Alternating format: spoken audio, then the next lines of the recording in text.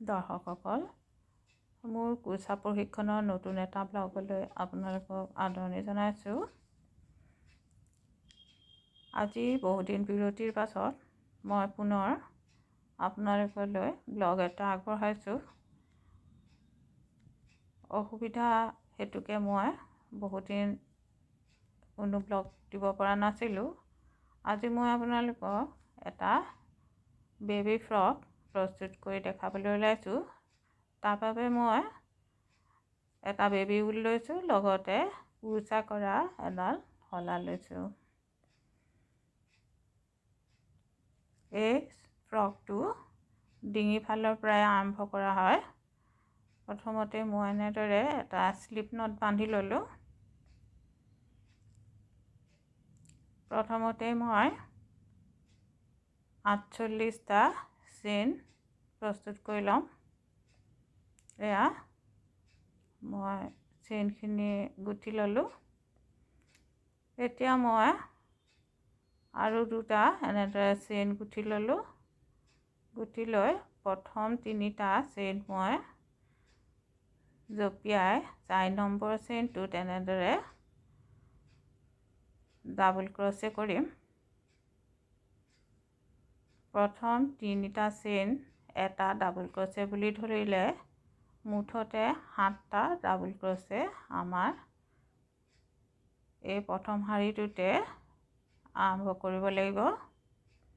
7টা double ক্ৰছে মই কৰি লওঁ।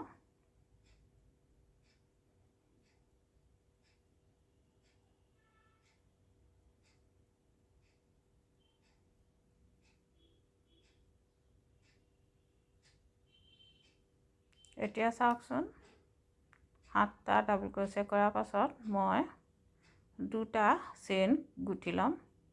গুঠি লৈ এতিয়া ইয়াৰ নেক্সট যিটো চেইন পাম সেইটোত মই ডাবল ক্ৰছে কৰিম।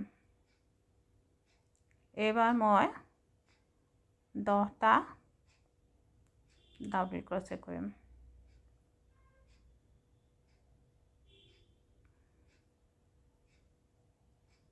যিসকলে মোৰ আগৰ ব্লগবিলাক চোৱা নাই, অৰ্থাৎ নতুনকৈ প্ৰশিক্ষণৰ বাবে মন কৰিছে, তেওঁলোকে আগৰ যিখিনি ব্লগ সেইখিনি শিকি তাৰ পাছত এইবিলাক কৰিবলৈ আৰম্ভ কৰিব, নহ'লে আপোনালোকে অসুবিধা পাব।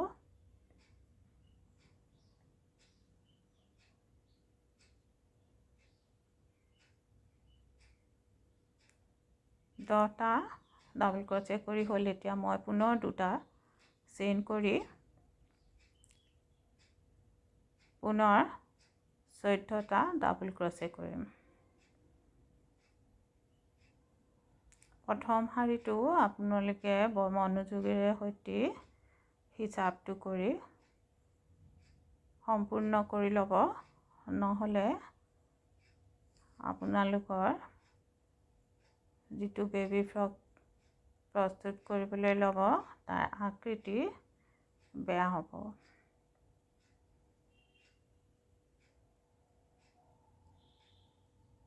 এই ফ্ৰকটো একেবাৰে পানী কেঁচুৱাৰ পৰা 6 মাহমান বয়সলৈকে পিন্ধিব পৰা হ'ব।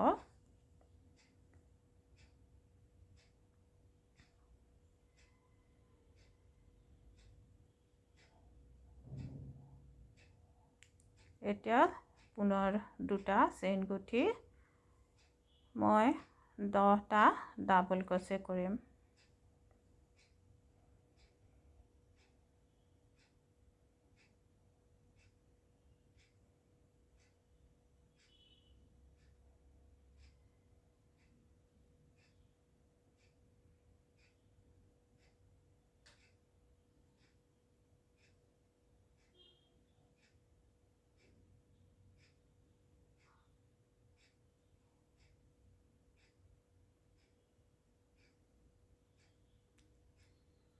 এতিয়া পুনৰ দুটা চেইন কৰি 7টা ডাবল ক্ৰছে কৰিম।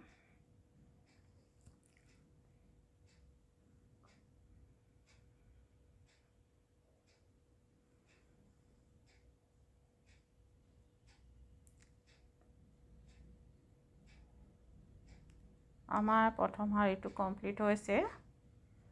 এতিয়া মই দ্বিতীয় শাৰীটোলৈ আগবাঢ়িছোঁ।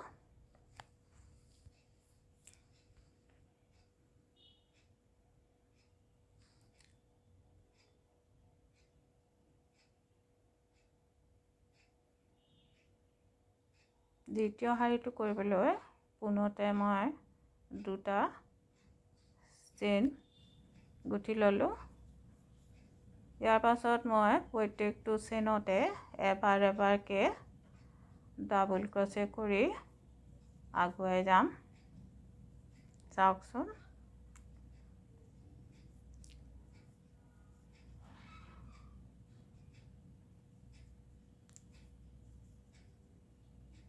এতিয়া মন কৰিব, ইয়াৰ আগত এটা খালী স্পেচ আছে, তাত এটা ডাবল ক্ৰচে কৰি দুটা চেইন কৰি পুনৰ সেই গেপটোতে আৰু এটা ডাবল ক্ৰচে কৰি তাৰ পাছৰ প্ৰত্যেকটো চেইনতে এবাৰ এবাৰকৈ ডাবল ক্ৰচে কৰি আগুৱাই গৈ থাকিম।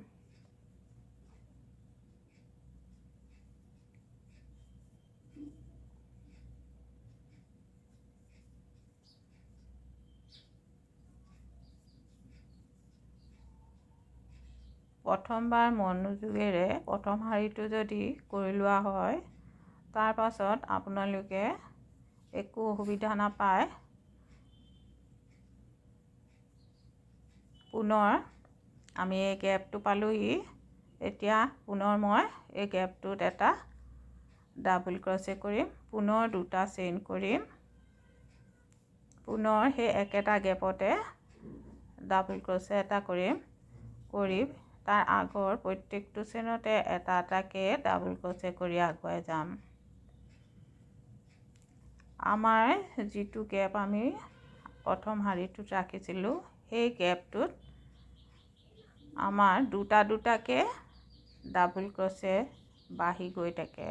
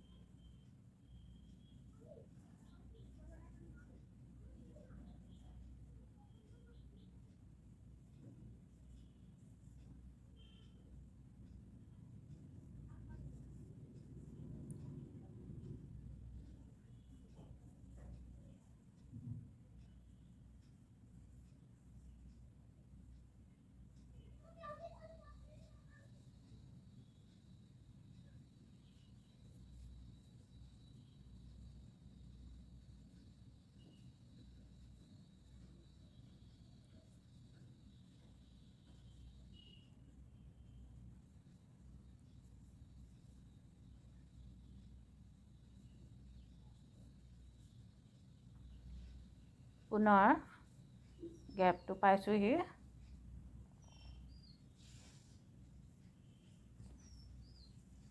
এতিয়া এই গেপটোত এটা ডাবল ক্ৰচে কৰিম, কৰি দুটা চেইন কৰিম, পুনৰ এটা ডাবল ক্ৰচে কৰিম, কৰি তাৰ আগৰ চেইনবিলাকত এবাৰ এবাৰকৈ ডাবল ক্ৰচে কৰি আগুৱাই যাম।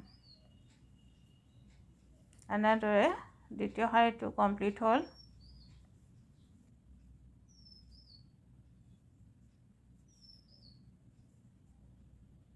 আপোনালোকক এই বেবী ফ্ৰকটো ডাবল ক্ৰচে দিয়ে কৰি দেখাইছোঁ। প্ৰথমে আমি কেনেদৰেনো বেবী ফ্ৰকটো বনাব লাগে সেইটো আগতে শিকি ল'ব লাগিব।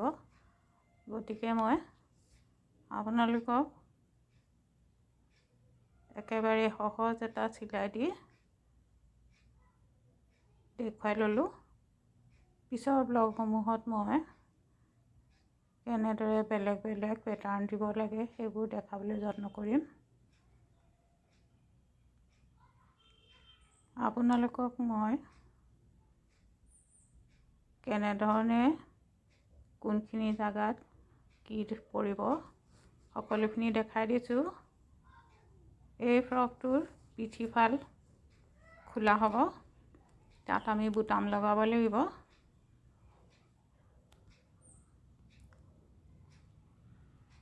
আপোনালোকেও মোৰ লগে লগে ঊণ সূতা আৰু শলা লৈ কৰি গৈ থাকিব, তেতিয়া আপোনালোকে সহজ পাব। মই আপোনালোকক মাজে মাজে একো নোকোৱাকৈ কৰি দেখাইছোঁ, আপোনালোকেও চাই চাই কৰিবৰ বাবে শিকিব লাগিব। গতিকে আপোনালোকেও মোক অনুসৰণ কৰি গৈ থাকিব। চাওকচোন মই কেনেদৰে কৰিছোঁ।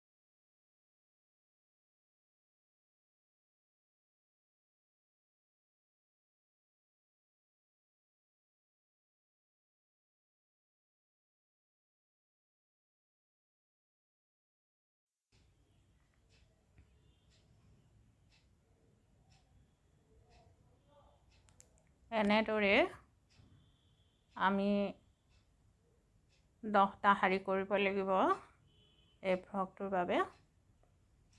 মই কৰোঁ, আপোনালোকে চাই যাওকচোন।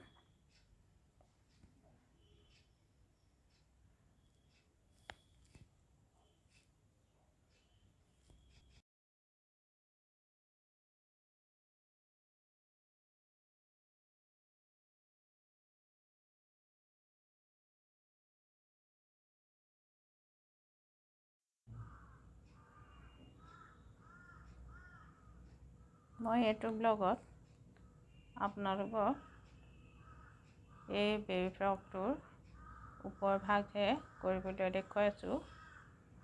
ইয়াৰ পিছৰ ব্লগটোত মই তলৰ পৰ্চনটো দেখুৱাম। আপোনালোকে এনেদৰে 10 নম্বৰ শাৰীটোলৈকে কৰি গৈ থাকিব।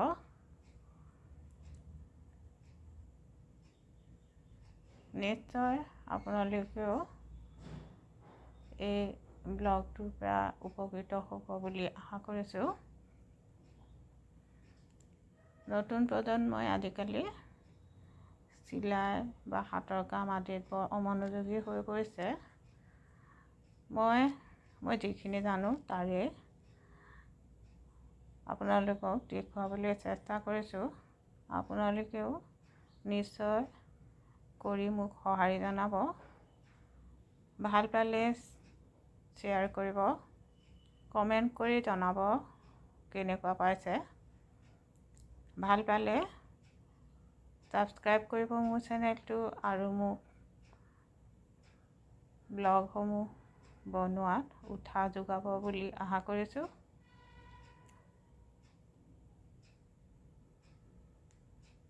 আজিলৈ আহোঁ তেতিয়াহ'লে, পুনৰ আপোনালোকৰ মাজত উপস্থিত হ'ম। ধন্যবাদ।